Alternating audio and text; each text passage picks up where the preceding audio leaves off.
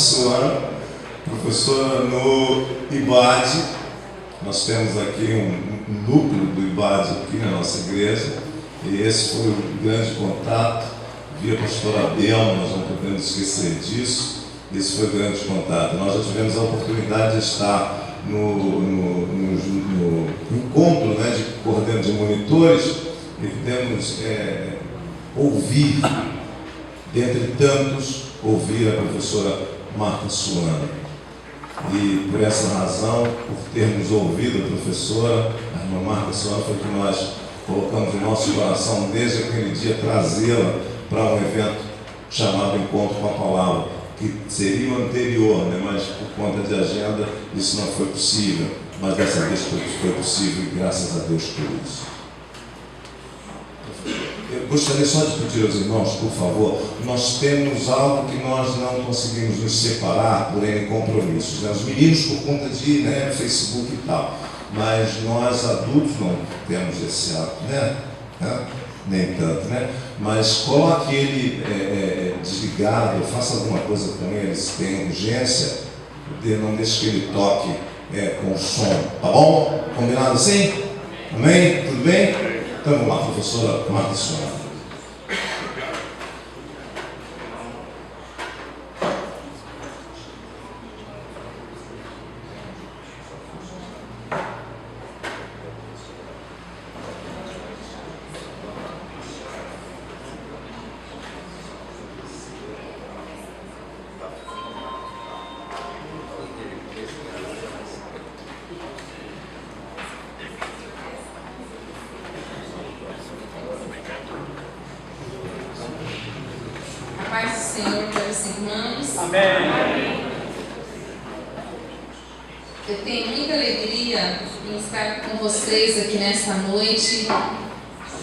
Para que nós tenhamos esse encontro com a palavra, que é sem dúvida nenhuma muito especial para todos nós, como nós já cantamos aqui, que a palavra de Deus ela é doce, a palavra de Deus é maravilhosa, a palavra de Deus é transformadora. Eu sei que todos vocês aqui tiveram, como o pastor já colocou aqui, um dia cheio, e eu me dirijo com muito respeito e consideração a vocês, sabendo que estão vindo, de uma jornada de trabalho, e mesmo assim se esforçaram para estar aqui, para ouvir a palavra de Deus. Eu tenho muito respeito, muita admiração por esse esforço de vocês, e é com muita alegria mesmo que eu quero compartilhar um assunto que Deus tem incomodado muito o meu coração já há algum tempo, e é por isso que eu sinto mesmo necessidade de compartilhar este tema com a Igreja do Senhor Jesus. Nesses 3 dias, a irmã pediu para que eu me apresentasse, né? Eu sou Marta Suana, eu moro em Pindamonhangaba, como ele comentou aqui, durante 20 anos eu fui professora no Instituto Bíblico. Tem até um aluno daqui desta igreja, que está terminando o curso lá, o Rafael, e junto com meu esposo nós pastoreamos uma igreja ali em Pindamonhangaba, e também tivemos oportunidade de participar do escrito de alguns livros que fazem parte do curso à distância. Eu sou simplesmente crente em Cristo Jesus, eu não tenho nenhum título. Eu sempre digo assim, o pessoal pergunta: você é pastor, o que você é, missionário? Eu falo assim: olha, mal dando conta do recado, eu sou crente, eu sou serva do Senhor.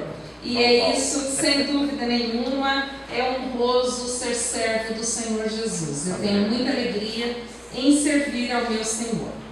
Bom, nesses 3 dias nós vamos conversar um pouco, refletir um pouco sobre o culto cristão. Nós chamamos na apostila, eu não sei se a apostila vai ser distribuída para os irmãos, nós chamamos assim de teologia do culto, uma abordagem bíblico-teológica do culto cristão. Por importante a gente refletir sobre este assunto. Na verdade, irmãos, nós fazemos muitas coisas na nossa vida.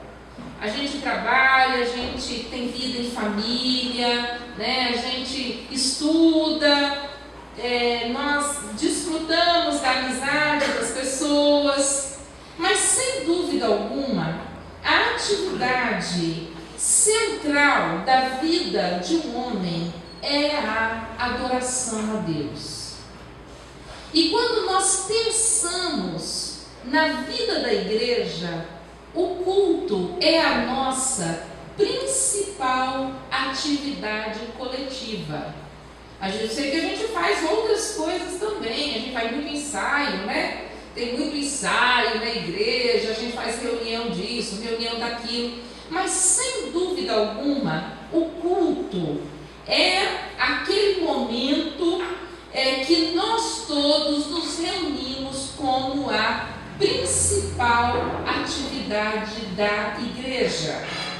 E como sendo o culto esta principal atividade da igreja, nós precisamos fazê-la com muita responsabilidade, com reflexão, até porque é uma coisa que a gente faz tão rotineiramente, a gente faz tanto que com muita facilidade nós caímos na tentação, no erro de fazê-lo rotineiramente.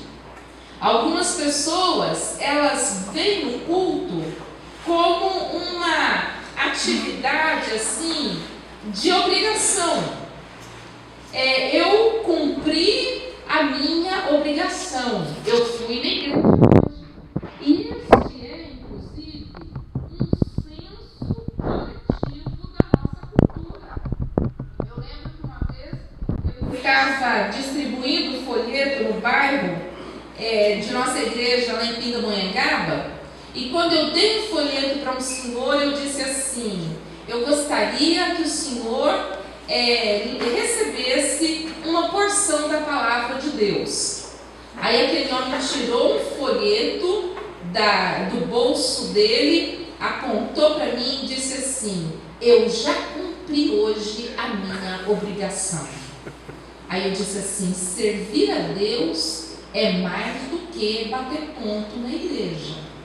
Sabe aquela coisa que você tem obrigação de fazer? Então, às vezes, as pessoas, elas se sentem, os crentes, os cristãos, eles vão na igreja, aí eles têm aquela sensação assim: obrigação cumprida.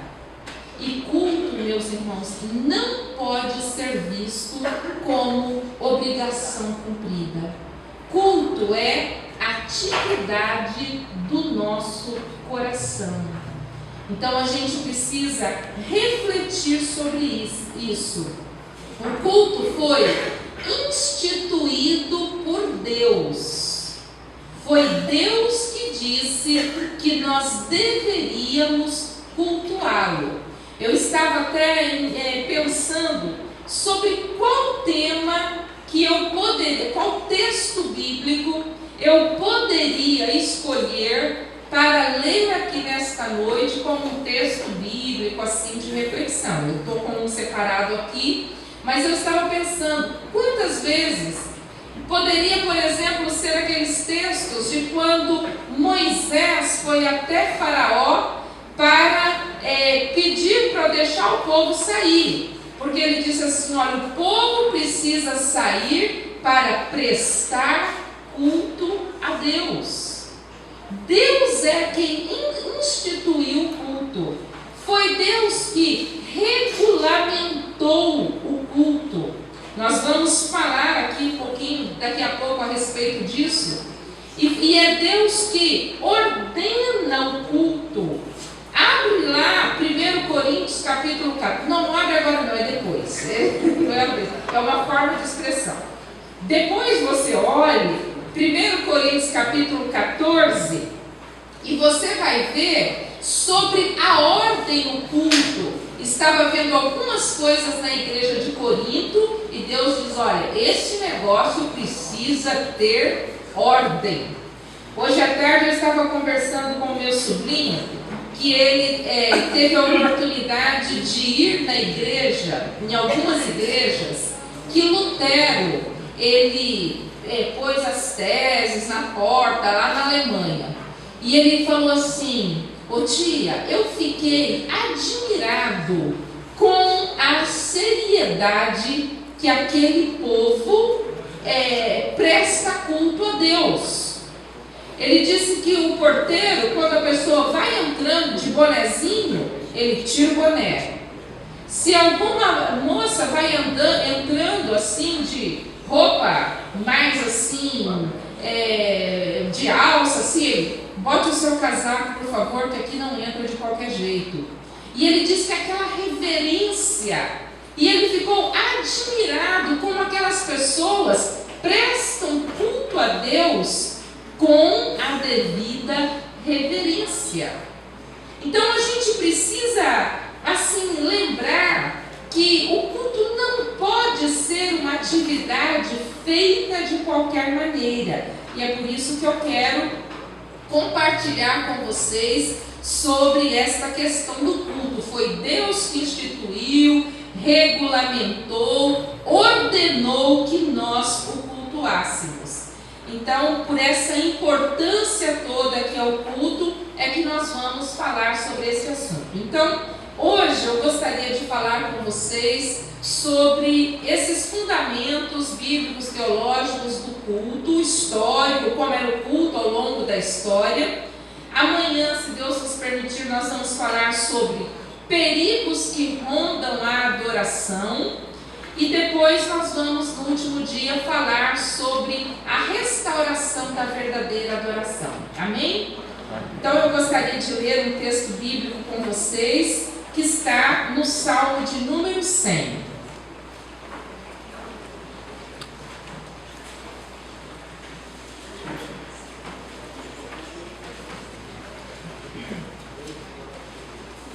Salmo de número 100, eu vou ler ali então, como seguindo o irmão que me antecedeu, eu vou então fazer aquela leitura porque a minha versão é um pouco diferente. Então o Salmo diz assim, vamos lá então, né, todos juntos? Esse Salmo é tão maravilhoso que eu acredito que a igreja inteira sabe de cor. Vamos ficar em pé então e vamos ler. Com bastante alegria, celebrai com júbilo ao Senhor todas as terras, servi ao Senhor com alegria, e entrai diante dele com canto. Sabei que o Senhor é Deus, foi ele que nos fez, e não a nós mesmos. Somos povo seu e ovelhas do seu pasto. Entrai pelas portas dele com gratidão, e em seus atos com louvor. Louvai-o e bendizei o seu nome, porque o Senhor é bom, e eterna a sua misericórdia, e a sua verdade dura de geração em geração. Amém. Querido Senhor, nós queremos nesta noite entregar, consagrar, Senhor Deus, este tempo a Ti. Senhor Deus, que todo o nosso pensamento, toda a nossa atenção seja cativa agora, Senhor Deus, a Tua palavra, Senhor. Nos abençoe, nos ensina, Senhor. Nos ajuda a amar cada dia mais a Sua palavra e obedecê-la, Senhor, completamente. É a nossa oração, Deus, em nome de Jesus. É diferente, inclusive, no versículo 2, que diz assim: prestem culto ao Senhor com alegria e entrem na sua presença com cânticos alegres. Bom, o ser humano, ele é um ser religioso. Se você andar por qualquer parte do mundo, você vai ver algum tipo de adoração. Nem que seja na frente do espelho. Ser humano adora. E isso não é uma coisa hoje. As culturas mais antigas, os principais registros das culturas mais antigas, eles giram em torno de religião. Então, o ser humano é um ser religioso. Pode colocar os slides do PowerPoint, por favor? Isso, pode passar. Eu vou dando um sinalzinho aí. Isso, pode parar aí. Inclusive tem essa citação aí que foi feita no ano 106 antes de Cristo, um senador romano, né? Vocês lembram que o Império Romano naquela época era o grande Império Romano, e este homem, ele disse assim: não há povo tão bárbaro, não há gente tão brutal e selvagem que não tenha arraigado em si a convicção de que há Deus. Então, é muito comum você entrar, às vezes você estudar sobre tribos que não têm, às vezes, nenhum contato com as pessoas civilizadas. Mas se você for naquele lugar, as pessoas ali, elas prestam algum tipo de culto. Por exemplo, aqui no Brasil, um culto muito comum, um culto tribal, é culto ao espírito daqueles que já morreram. É muito comum os índios brasileiros cultuarem os seus ancestrais. O japonês também faz isso. Se você for na Índia, então, você se perde diante dos milhões de ídolos, de deuses que há na Índia.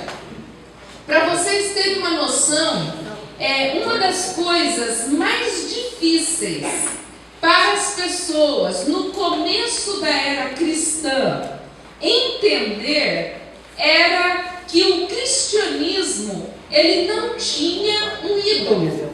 Então, os primeiros cristãos, eles foram assim acusados de ateísmo, porque quando se entrava num recinto onde os cristãos estavam cultuando, não tinha nenhum ídolo.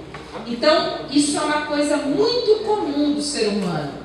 E aí, como explicar esta questão aí pode passar o próximo? Como explicar essa questão de que o homem sempre está cultuando alguma coisa?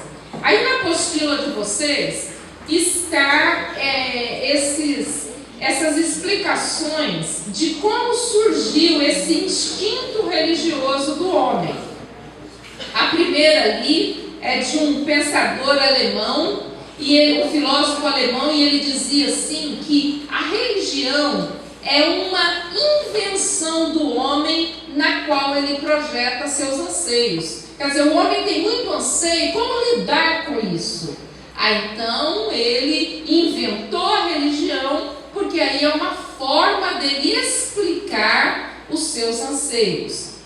Marx, que todo mundo já ouviu falar de Karl Marx, né? E aí ele disse, e Karl Marx ele dizia assim que a religião é a droga, é o ópio do povo. A religião era uma coisa assim que deixava o ser humano inerte. E ele dizia assim que a religião surge da prepotência, fruto da sociedade capitalista.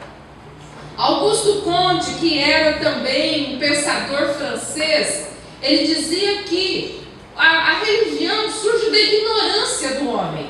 Se o homem é muito sábio, ele vai ver que não há Deus. Ele vai ter respostas para as suas próprias perguntas, então ele não vai ter Deus. Mas como tem muito ignorante, tem religião.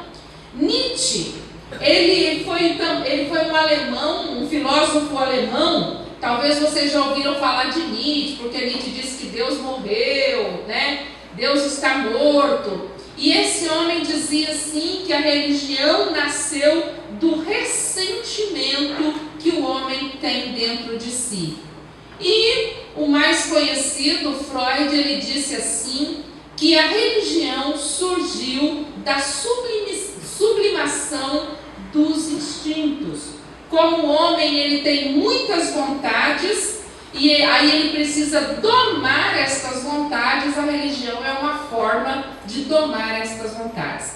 Eu coloquei isso daí, talvez esses nomes são estranhos e isso não é uma coisa que a gente lê todo dia, mas assim, colocando em termos muito práticos, eu só quero dizer para vocês que muita gente, como vê que o ser humano é um ser religioso, que está sempre buscando Deus, buscando algum tipo de religião, eles tentam responder essas perguntas de alguma forma. Agora, nós acreditamos que, pode passar o slide, nós acreditamos que o ser humano, e acreditamos isto pela palavra de Deus, que o ser humano é criado por Deus. O ser humano tem em sua essência, em sua criação, a imagem de Deus e foi criado para uma finalidade, para a finalidade de adorar a Deus.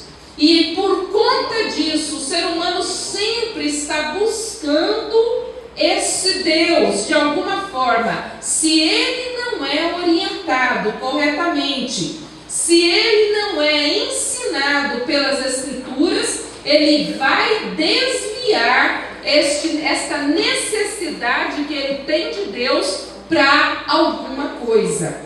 Eu gosto muito dessa frase desse cristão do 3º século chamado Agostinho. Ele disse assim: criaste-nos para vós, e o nosso coração vive inquieto enquanto não repousar em vós. Eu acho interessante que eu sempre vejo essa frase escrita aí em funeral. Quando eles colocam assim aquelas frases, né? E a ideia que passa ali é que quando a pessoa morre está voltando para Deus. E não é. Isso aí é uma frase para a vida. O coração do ser humano é inquieto até ele encontrar-se em Deus. É como a gente estava ouvindo o hino aqui antes de começar o culto, né? Sou feliz com Jesus, o meu rei. Eu posso ter aflições, sofro os ataques de Satanás, mas eu sou feliz com Jesus, o meu rei. Encontrar Jesus traz felicidade para o ser humano. Alegria é marca daquele que encontrou o Senhor Jesus. E aquele que encontrou o Senhor Jesus naturalmente se inclinará para adorá-lo. Então, qualquer teoria fora das Escrituras Sagradas só serão palavras vagas, tentando entender como que se explica, né, o fato do porquê que o ser humano é um ser que sempre está buscando a adoração. Ok? Pode passar. Aí então, é só uma expressão, uma imagem. Como a religião é comum em cada povo, a adoração cultica, o culto, né, será a expressão dessa religião. E aí a gente vai ver as coisas mais absurdas do mundo, né, as coisas mais absurdas. Aqui mesmo no Brasil, a gente tem culto, sabe que existem cultos horríveis, que a gente arrepia de ver como que algumas pessoas podem fazer algumas coisas dizendo que isto é um culto, ok? Pode passar. Vamos agora falar um pouquinho sobre a Bíblia Sagrada e a adoração. Como que o ser humano, o cristão, aliás, né, para ser bem específica, como que na Bíblia foi conduzida esse momento de culto? Hoje nós começamos o culto, então a gente chega, eu percebi bastante reverência na parte dos irmãos, todo mundo chegou em silêncio, foi pegando o seu lugar, alguns dobraram seus joelhos, né? Dobraram seus joelhos, né? E começaram esse momento orando. Aí tradicionalmente cantamos os hinos, fizemos a leitura da Bíblia, temos todo este ritual. Será que sempre foi assim? Se a gente pudesse ser transportado no tempo aí e assistisse um culto junto com o pai Abraão, como seria o culto lá? Os irmãos vão chegar, não ia ter banco para sentar, não ia poder ajoelhar lá. O irmão ia chegar, mas cadê o teclado para me tocar aí, né? Para os irmãos, cadê a harpa? Quem trouxe a harpa? Uma Sara, cadê a harpa, né? Não ia ser assim. Então, como que o culto, este momento de encontro com Deus, aconteceu ao longo da história bíblica? Então, vamos lá para o comecinho. No tempo dos patriarcas, até o tempo dos patriarcas, né? O culto era um altar de pedra, né? Várias vezes a gente vê isso, onde a pessoa oferecia em cima daquele altar um holocausto, algum sacrifício. A palavra que eu queria era essa: algum cordeiro, algum animal como sacrifício ao Senhor. Havia sempre um derramamento de sangue ali, né, naquele culto no tempo dos patriarcas. Então, várias vezes a gente vê um altar sendo feito. Era o culto que esses irmãos, era a forma como esses irmãos cultuavam ao Senhor. Isso pode parecer uma coisa absurda, né? Se a gente conversa com uma pessoa que não conhece a progressão das Escrituras, mas a gente sabe pela palavra de Deus que aquele sacrifício estava apontando para o sacrifício maior que seria feito pelo Senhor Jesus. Ele foi o Cordeiro de Deus que tira o pecado do mundo, né? Então, na verdade, aquele início era assim. Pois bem, aí o povo, então, ele vai... acontece toda aquela situação no tempo de José, o povo vai para o Egito, né? Jacó tal, vai para o Egito, fica lá aquele tempo todo, e eles saem então do Egito para a terra que Deus lhes preparou. Este trajeto durou 40 anos, né? Que foi o tempo que eles ficaram no deserto. E neste tempo que eles estavam lá, no deserto, o culto ele ganhou assim uma organização, uma mudança radical. Primeiro, Deus estabeleceu o lugar. Como é que chamava esse lugar? Tabernáculo. Eu quero a participação dos irmãos. Como chama esse lugar? Tabernáculo. O tabernáculo ele era móvel. Ele era desmontável, né? Tinha os levitas que sabiam todo esqueminha, tal, desmonta aqui. A gente tem os detalhes todos, vai ser uma cobertura disso, dessa cor, tantas argolas, né? Vai fazer assim, de todo o esquema Deus deu. Também tudo tinha significado. A pia de bronze, o altar do sacrifício.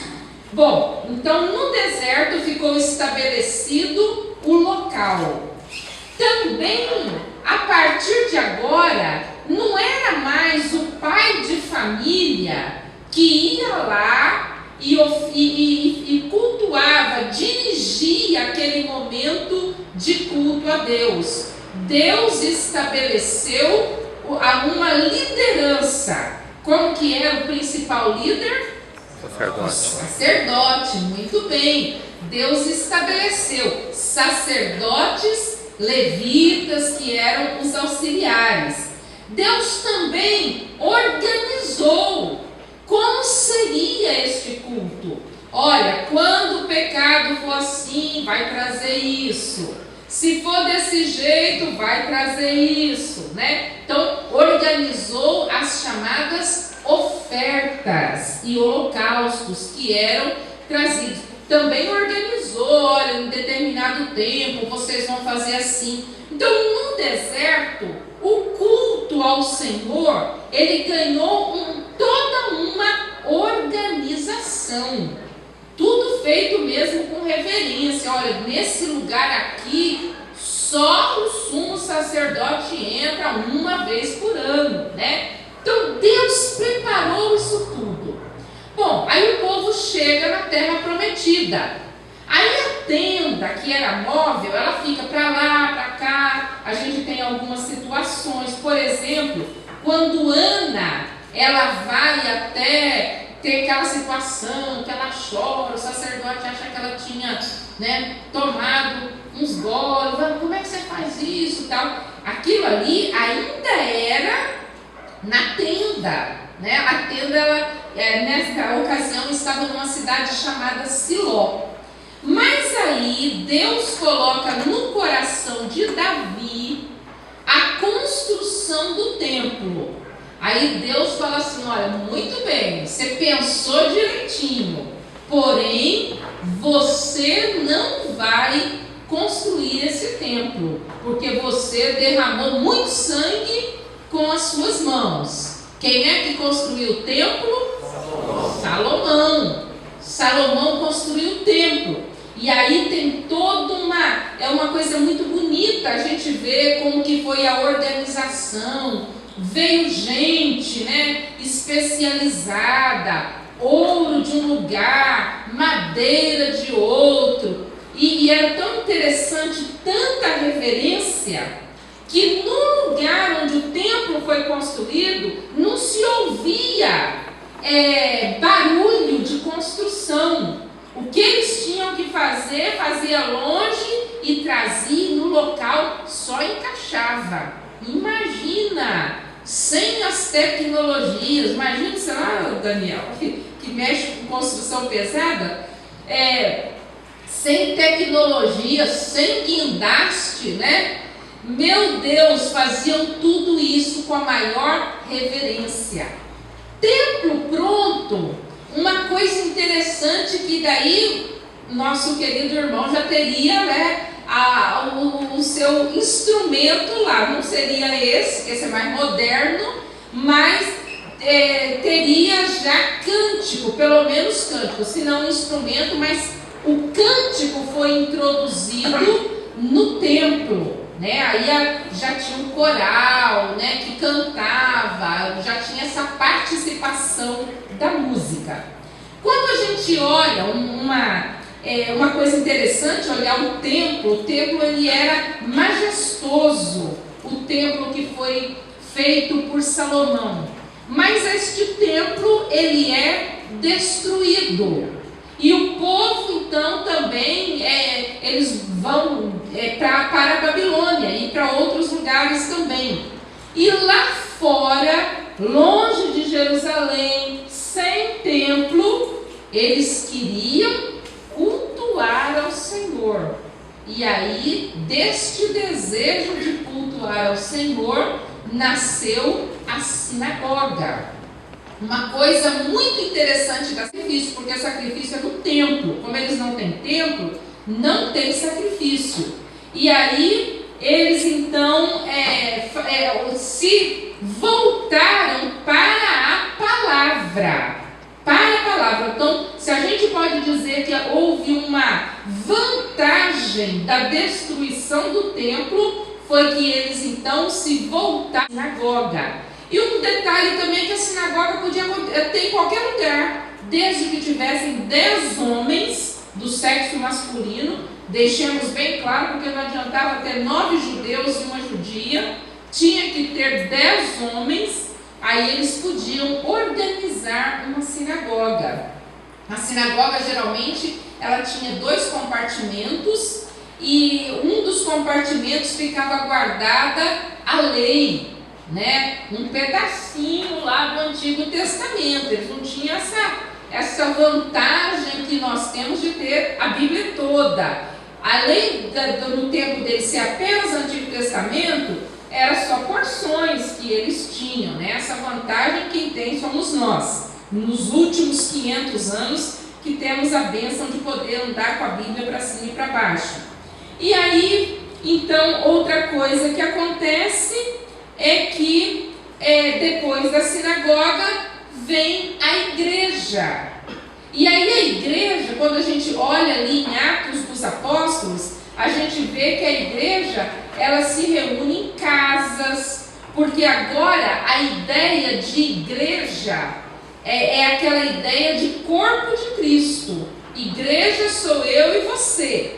E também levemos em consideração que era proibido construir templo, né? Era proibido. Só um pouco mais tarde é que os cristãos puderam fazer seus locais de adoração. Só lá pelo final do segundo, terceiro século que começou os cristãos fazer os locais de adoração. E com mais possibilidade ainda depois de Constantino, depois do ano 313. Mas antes disso, os locais de reuniões podiam até ser uma caverna, uma catacumba, né, onde tinha alguém, que era um lugar menos provável, era um lugar que eles se reuniam. Ok? Alguma coisa que eu quero colocar aqui para vocês. Eu mostrei ali tantas alterações que houve. Porém, gente, duas coisas são comuns em todos esses lugares. Há uma participação ativa entre o adorador e o adorado. Então, eu lembro que quando eu era assim, mais novinha, isso tem muito tempo que eu era mais novinha, eu ficava pensando assim, eu acho que era muito mais fácil servir a Deus naquele tempo. Porque se eu fizesse alguma coisa errada, era só pegar o carneirinho, levava lá, estava resolvido. Mas não é assim. Não é assim. Olhe, por exemplo, o Salmo 51.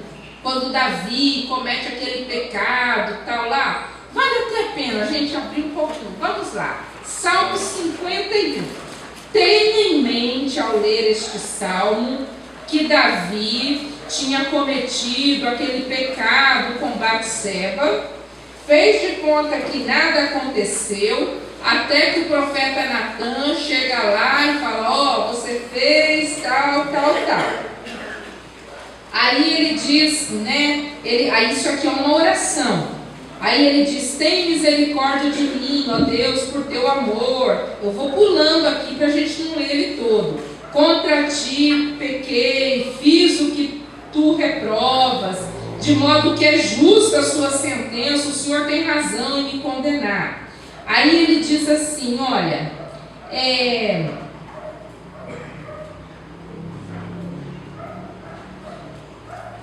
deixa eu achar aqui, versículo 16. Não te deleitas em sacrifícios, nem te agradas em holocaustos, senão eu os traria. Imagina, se ele não podia trazer a manada inteira, era o rei. E ele está dizendo, olha, o Senhor não se agrada, mas o culto nessa época não era exatamente isso. Olha o versículo 17. Os sacrifícios que agradam a Deus são um espírito quebrantado. Um coração quebrantado e contrito, ó Deus, não desprezarás. Versículo 19. Então te agradarás dos sacrifícios sinceros, das ofertas queimadas e dos holocaustos, e novilhos serão oferecidos sobre o teu altar. Então, não pense você que era uma coisa mecânica. Eu chegava lá com o cordeirinho, aí eu trouxe aí, resolve a minha situação. Não era assim. Era necessário coração contrito diante de Deus. E Deus sempre atentava para isso. Deus sempre atentou para o coração. Olha, no primeiro culto, o que aconteceu com o culto de Abel? Foi recebido diante de Deus. O que aconteceu com o culto de Caim? Foi rejeitado pelo Senhor. Algumas pessoas falam assim, não, mas é porque ele não levou oferta de sangue. não levou oferta de sangue, mas você pode ver que Deus, ao instituir ofertas, tinha ofertas também que não eram de sangue, ofertas de cereais e tal. Aí Deus fala com Caim: se tu bem procederes, também serás aceito. Então, na verdade, culto é ato do coração. Deus sempre atentou para o coração do seu ofertante.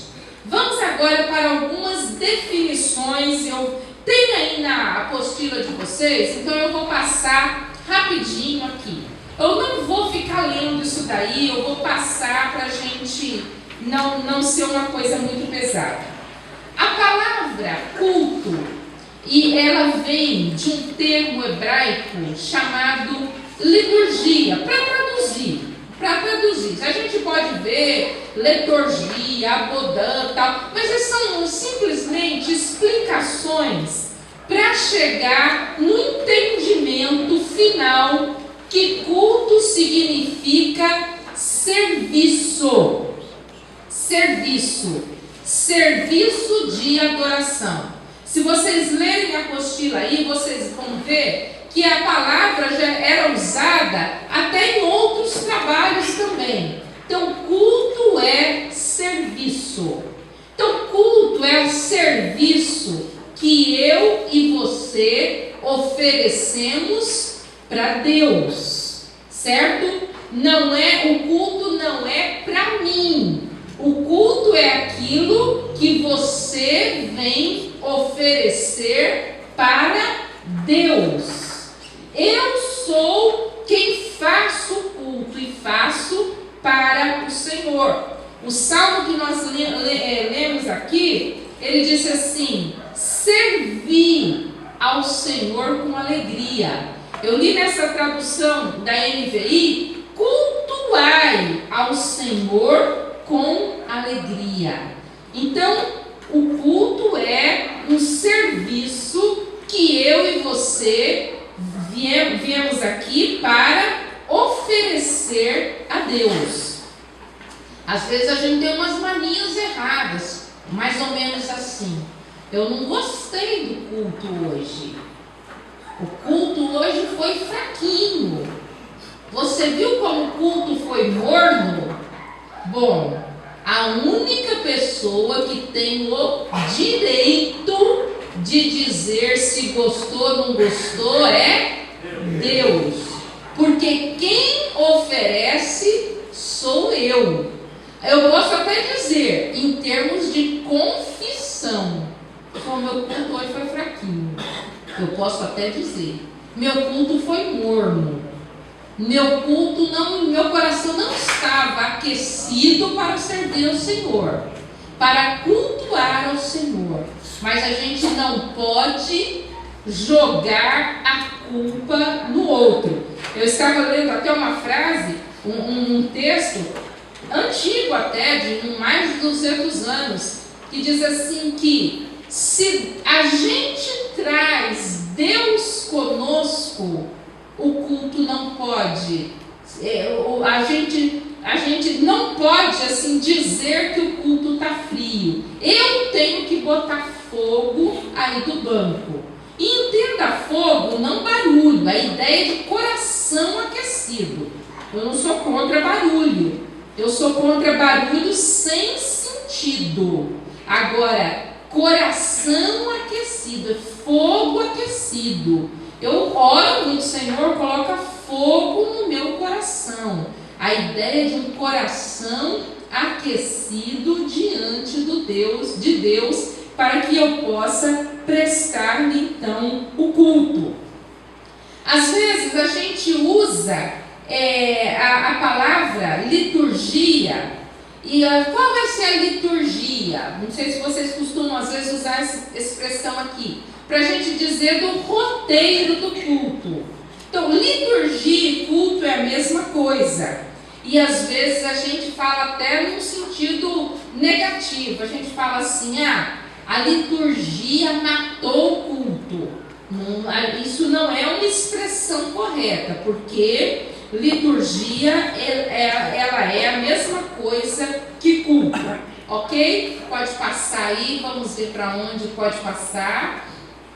No slide, isso daí está na apostila, até mais explicado, pode passar, pode continuar passando, pode passar também. Culto é serviço religioso, e serviço religioso é liturgia. Liturgia é a manifestação responsiva do povo de Deus que anela pelo reencontro do terrenal com o divino. Ok? Pode passar. Agora eu quero trazer aqui mais para perto de vocês sobre a relação entre o culto e o culto na sinagoga e o culto cristão. Quando nós olhamos a diferença entre o culto que acontecia no templo e o culto cristão, a gente não vê muita relação. O nosso culto não tem sacrifício, não tem toda aquela coisa, o véu, né? Como então, onde que os cristãos aprenderam a cultuar do jeito que eles aprenderam? Eles aprenderam a cultuar com a sinagoga. O jeito que nós cultuamos, ele se aproxima muito mais daquilo que a sinagoga cultuava. Então tem os cânticos, né, na sinagoga, a leitura das escrituras, o povo respondendo, as orações que eram feitas. Na sinagoga era muito comum, o presidente da sinagoga falava uma coisa e as pessoas respondiam.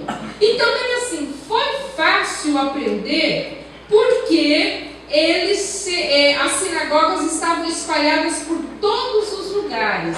Então, por conta disso, era fácil eles aprenderem com as sinagogas.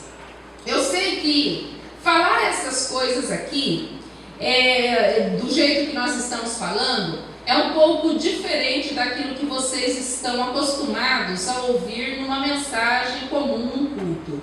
Mas é muito importante que nós tenhamos fundamentos para aquilo que a gente fala. Não dá para a gente... uma grandeza do cristianismo é que nós temos fundamentos nas escrituras sagradas. A gente não pode fazer porque é uma moda, que é uma coisa muito comum no culto na atualidade. Às vezes eu sinto essa pressão por meu marido ser pastor, e eu lembro de um pastor que ele disse assim, ele falou assim, olha, ser pastor nesses dias é uma covardia, porque o membro da sua igreja, ele vai lá e ele te ouve uma vez por semana. Aí no caminho de casa, da igreja para casa, ele já ouve mais um outro pastor longe, que não conhece ele, que não sabe nada dele, que não está vendo ele todo dia, que não conhece o jeito próprio de cada um. Aí ele chega em casa, ele lê um livro escrito por um outro grande nome, que está se despontando, tal, e puxa, por que não é assim? Aí ele vê um roteiro, assim, um tipo de igreja, porque hoje é muito comum isso, igreja em célula, igreja com propósito, né? Vários projetos, vários tipos, modalidades, aliás, modelos de igreja. Por que na minha igreja não faz isso? Olha, essa igreja está estourando, está crescendo, por que a minha não faz assim também? E ele diz assim, na verdade, há tantas comparações, e a gente sempre olha o de fora com mais admiração, né? Eu tenho uma amiga que às vezes ela dá palestra, aí ela fala assim, olha, você que está aí atrás, olha para mim, você está vendo assim algum cravinho aqui no meu rosto? Aí, não estou vendo. Alguma ruguinha, algum pezinho de nariz? Não estou vendo. Você está dizendo que eu sou lindo?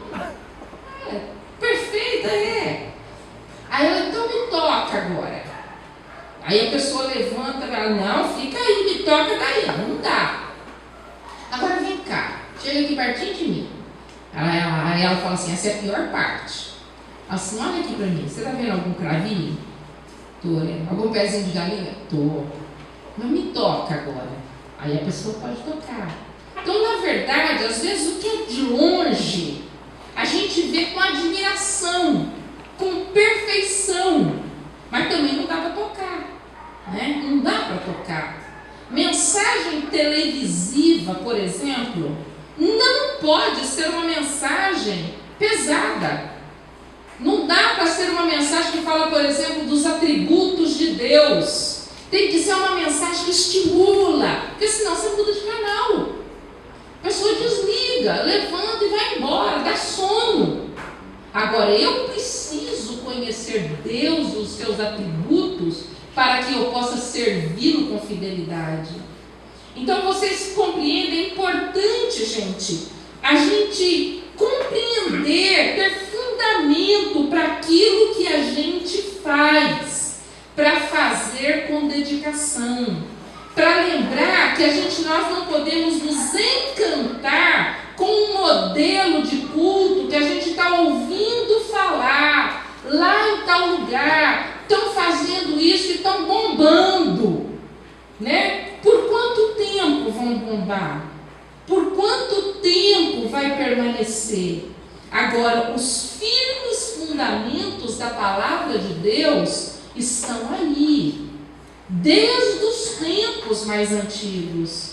Então é importante, mesmo que eu sei que o que eu estou colocando aqui até agora não seja aquela coisa que os irmãos ficam pulando, dando, era isso que eu queria ouvir, glória a Deus, mas estou mostrando para os irmãos que há fundamentos naquilo que nós fazemos, que o fundamento é palavra de Deus e não um modelo que está pipocando por aí, que às vezes pode até ser um modelo bom, mas cada lugar tem sua realidade.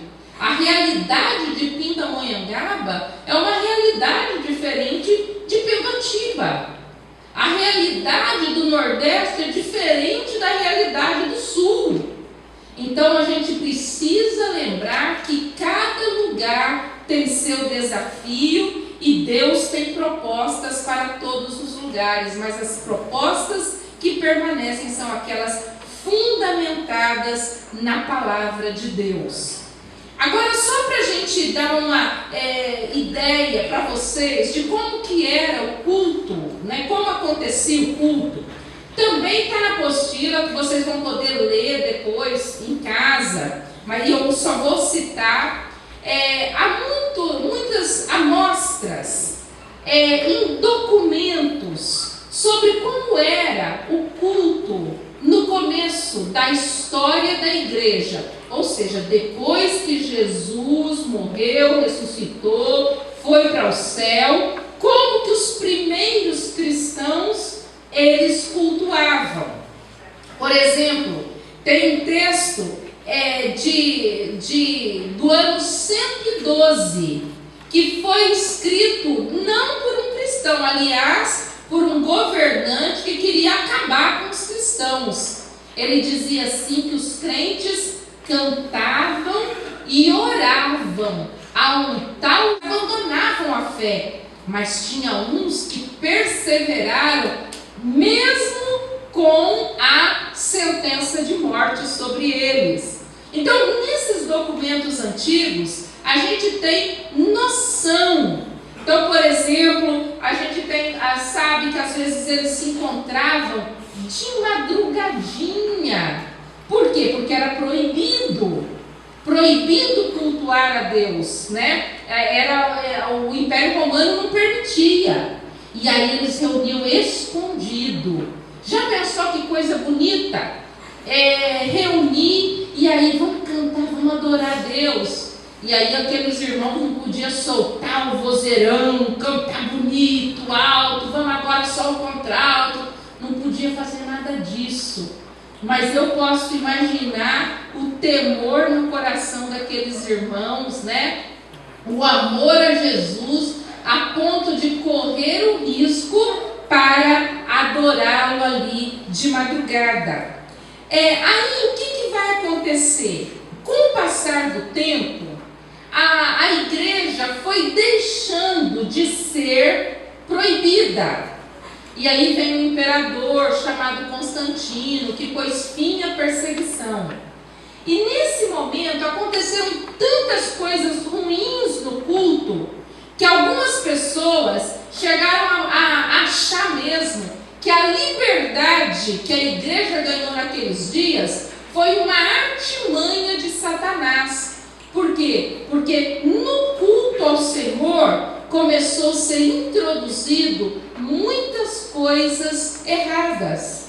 Por exemplo, os ministros, que antes eram pessoas do povo, que andava com as pessoas, vestia roupa comum, né? Era como qualquer outro crente da igreja.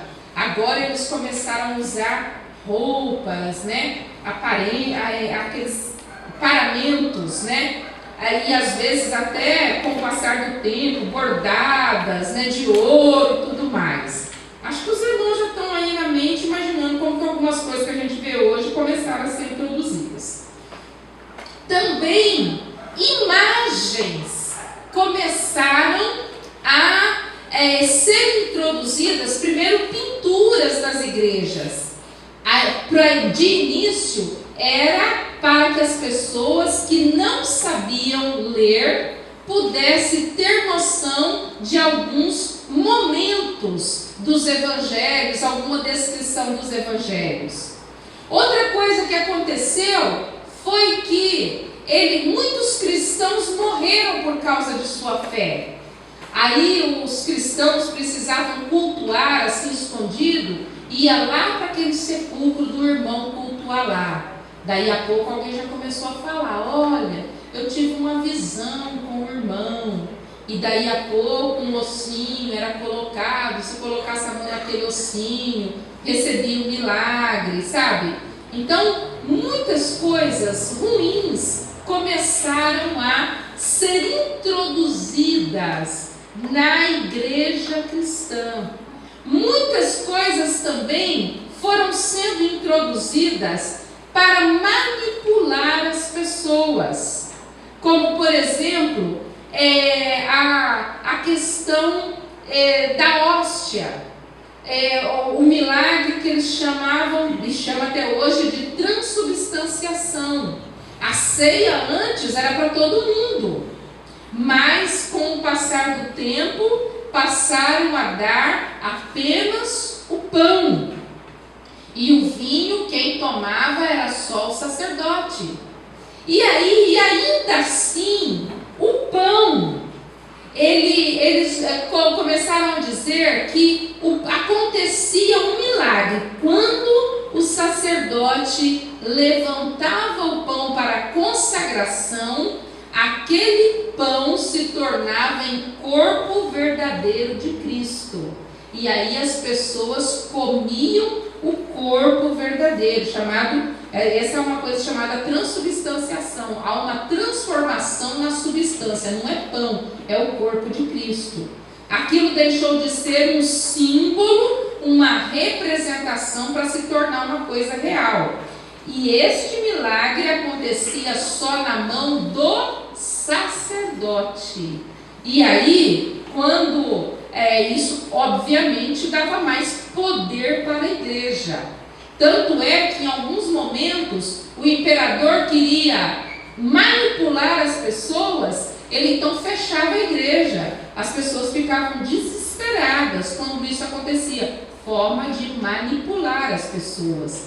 Então, algumas coisas, com o afrouxamento da doutrina da igreja, foram introduzidas no culto, até que no final da Idade Média aconteceu o movimento da Reforma Protestante.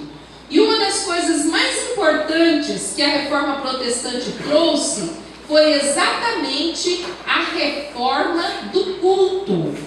Imediatamente onde a reforma aconteceu, a Bíblia passou a ser o centro a pregação da Bíblia o centro do culto, porque isso já tinha deixado de acontecer. Para vocês terem uma ideia, o culto era em latim, só em latim.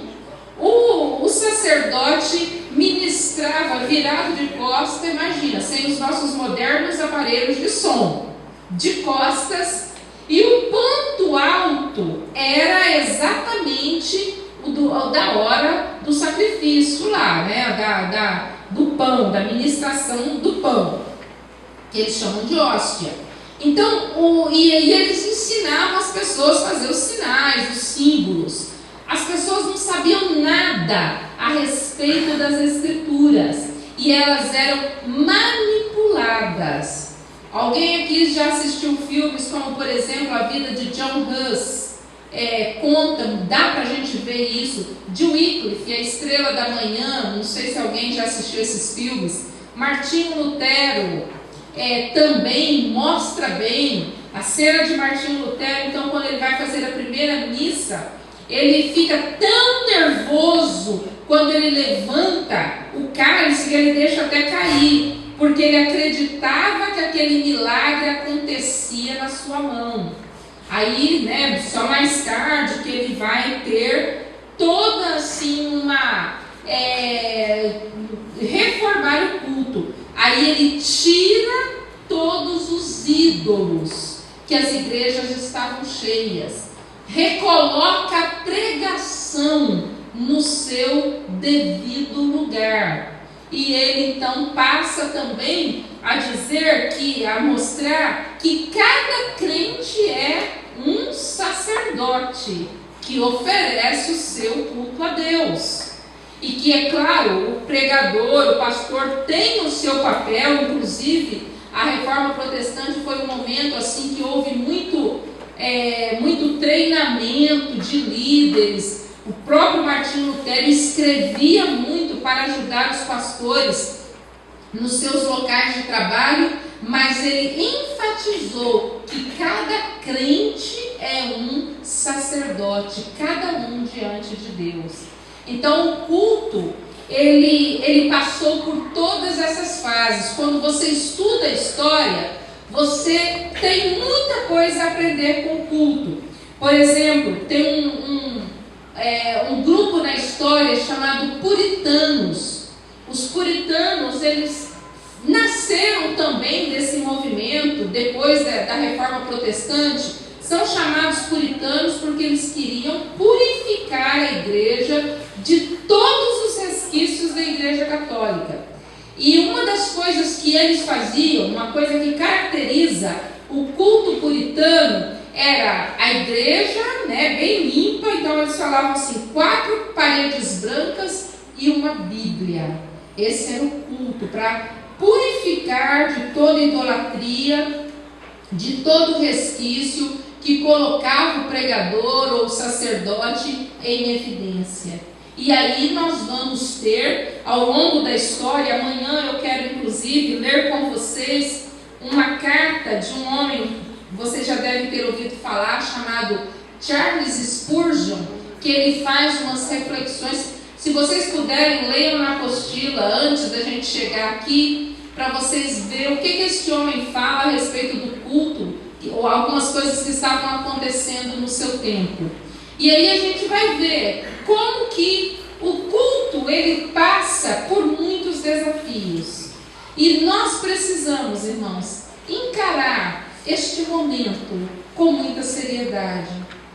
Não brincar com o que é sagrado, não tratar levianamente aquilo que é sagrado, tratar com muita responsabilidade. Nós precisamos olhar para este momento como sendo tempo de Deus e não tempo nosso.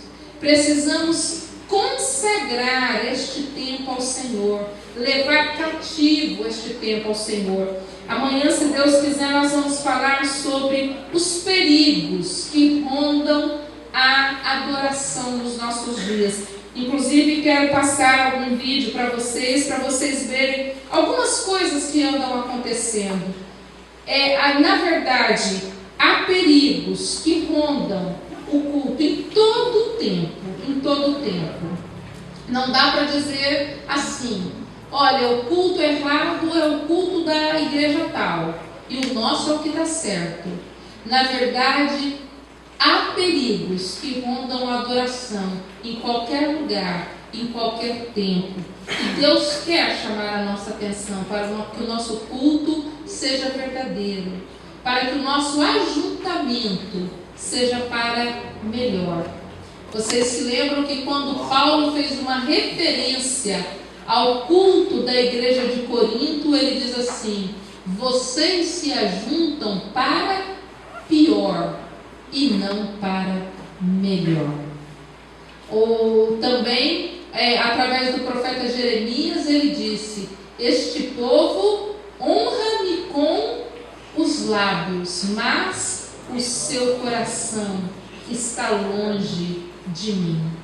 Então precisamos estar atentos para que o culto ao Senhor seja um culto verdadeiro. Eu abro para questões, se alguém quiser. Eu combinei com o pastor Adelmo que no finalzinho a gente abriria, se alguém tem alguma pergunta. Desculpa a pressa. Na verdade, eu sei que hoje foi muitas informações, e isso acaba sendo um volume grande, né, de coisas para a gente aprender. Mas eu gostaria ainda de deixar, se alguém tem alguma pergunta relacionada ao que nós falamos hoje, pode fazer, ou se não for hoje, eu posso avisar quando que a gente vai falar sobre isso. Ok? Alguma pergunta?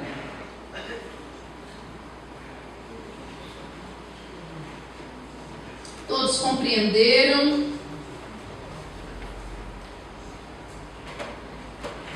Se tiver alguma pergunta, pode ficar à vontade, não precisa ficar com vergonha. Se eu não souber, e tem muita coisa, a grande maioria das coisas eu não sei, eu digo que eu não sei. Ok? Ok, pastor. Então vamos orar ao Senhor, entregar esse momento para Ele e pedir que Ele nos abençoe. Vamos ficar em pé e eu já chamo o pastor aqui para esta finalização. Querido Senhor, nós queremos te agradecer, Senhor, porque nós queremos prestar, Senhor Deus, o nosso culto ao Senhor da melhor forma possível. E é muito bom, Senhor, nós sabemos que a adoração, Senhor, ela é central nas Sagradas Escrituras, Senhor. Abençoe o teu povo, abençoe esta igreja, Senhor, para que tenha grande preocupação com a forma que está adorando ao Senhor. Abençoe este povo, Senhor, que se chama pelo seu nome. Ó Deus, que este ajuntamento seja um verdadeiro culto ao Senhor, serviço prestado ao Senhor, que seja de coração, Senhor. Ó Deus, que toda atenção, toda vontade, Senhor, esteja totalmente rendida ao Senhor. É a nossa oração, Deus, em nome de Jesus. Amém, Senhor.